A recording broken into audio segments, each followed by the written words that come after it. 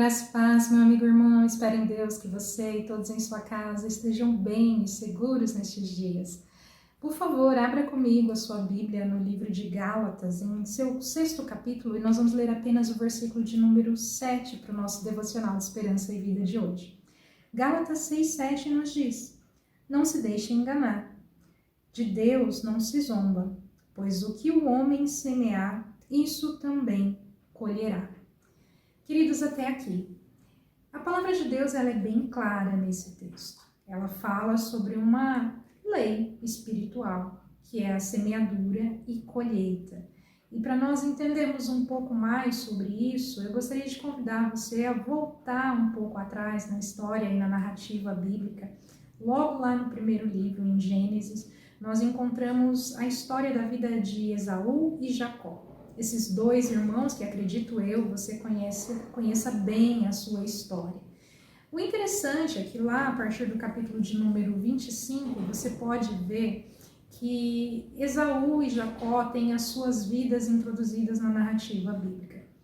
Eles nascem, crescem, e Esaú é o filho primogênito, então ele tinha justamente esse direito de receber bênçãos especiais, segundo o costume e a cultura da época e o propósito do seu pai também.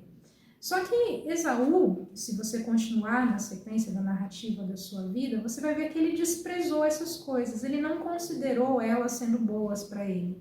E um dia, em um momento de extrema necessidade, em que depois de uma caça ele estava faminto, encontrando comida pronta, feita pelo seu irmão, ele acabou cedendo ali aquela tentação momentânea e se alimentou daquele prato de comida que o irmão ofereceu. A verdade é que Jacó subornou o seu irmão, trocando um prato de sopa pelo direito de filho mais velho.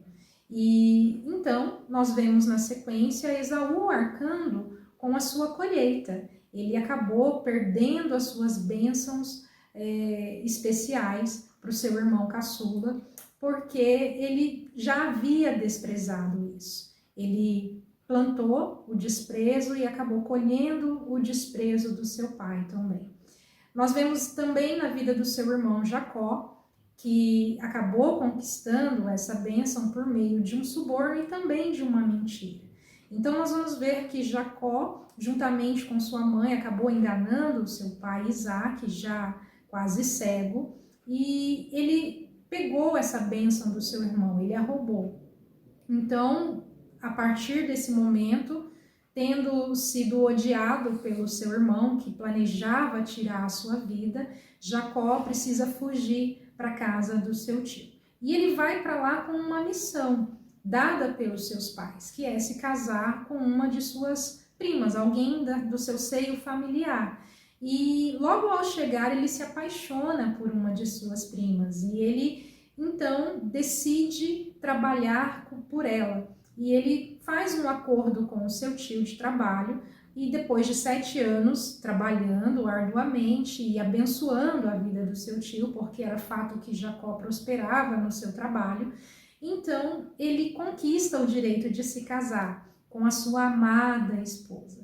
Mas após a sua noite de núpcias, ele percebe que ele foi enganado. Ou seja, aquele que enganou, o enganador, acabou sendo enganado pelo seu sogro. E Jacó esboça uma reação de reclamar com Labão sobre isso, que por sua vez explica que aquele era o costume da sua cultura local. Mas vamos observar bem, meus irmãos, Jacó não tinha muito o que dizer ou o que reclamar e alegar. Ele apenas estava colhendo aquilo que ele mesmo plantou. Ele enganou seu pai e acabou sendo então enganado pelo seu sogro. E, queridos, isso para nós fica o alerta diante das nossas decisões diárias sobre a despeito daquilo que eu e você temos plantado. Aqui no texto de Gálatas, se você continuar lendo, você vai ver que no versículo de número 8, ele diz que quem semeia para a sua carne, da carne colherá destruição, mas quem semeia para o Espírito, do Espírito colherá a vida eterna. No versículo 9 ele acrescenta, e não nos cansemos de fazer o bem, pois no tempo próprio colheremos se não desanimarmos. Meus queridos, fica aí o encorajamento para mim e você, para que eu e você não nos cansemos de fazer o bem, para que eu e você não nos cansemos de semear nas coisas do Espírito. Que eu e você tenhamos essa ousadia e perseverança de semear das coisas de Deus para a glória de Deus e colhermos assim as boas coisas que o Senhor tem para as nossas vidas. Que nós possamos negar as nossas vontades e muitas vezes até necessidades momentâneas em prol daquilo que é eterno, valorizando o reino de Deus e a sua justiça. Que você e todos em sua casa tenham um final de semana abençoado, semeando boas coisas e colhendo boas coisas para a glória de Deus o Pai. Um grande abraço e até a próxima.